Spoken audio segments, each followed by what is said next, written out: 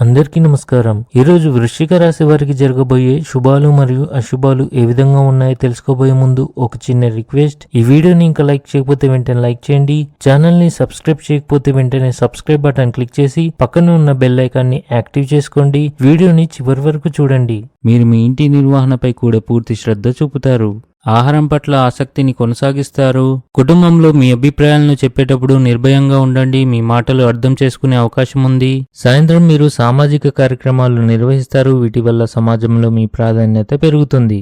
మీ అత్తమామల నుండి లేదా మీ తల్లిగారి నుండి మీకు ధనం అందే అవకాశాలైతే కనిపిస్తున్నాయి.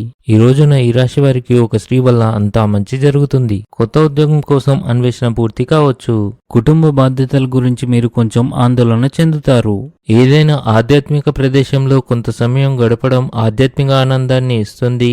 ఆఫీసులో సహోద్యోగులతో సంయమనం మెరుగ్గా ఉంటుంది. ఆరోగ్యం మరియు ఆర్థిక స్థితి మెరుగుపడుతుంది.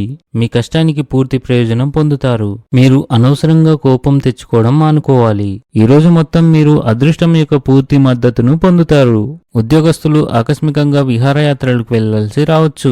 క్రీడలతో సంబంధం ఉన్న కార్యకలాపాలు మీ దైనందిక జీవితాన్ని ఉత్తేజాన్ని కలిగించగలవు. అవి మీ ఉత్సాహాన్ని పెంచుతాయి. అధికారులు మీ అభిప్రాయాల్ని ప్రశంసిస్తారు మరియు మీ అభివృద్ధిపై దృష్టి పెడతారు. స్నేహితులు మరియు కుటుంబ సభ్యులతో కలిసి ఇంట్లో ఏదైనా ఈవెంట్ను నిర్వహించే అవకాశం ఉంది. వారితో ఆనందంగా గడుపుతారు. మిత్రులను బంధువులను కలుస్తారు. మీరు కీలక సమస్యల పరిష్కారానికి సమయం కేటాయిస్తే మీ అనుభవం మరింత మెరుగుపడుతుంది. ఇది మీ ఆత్మవిశ్వాసాన్ని పెంచుతుంది. ఉద్యోగంలో కొన్ని సమస్యలు ఎదుర్కోవచ్చు.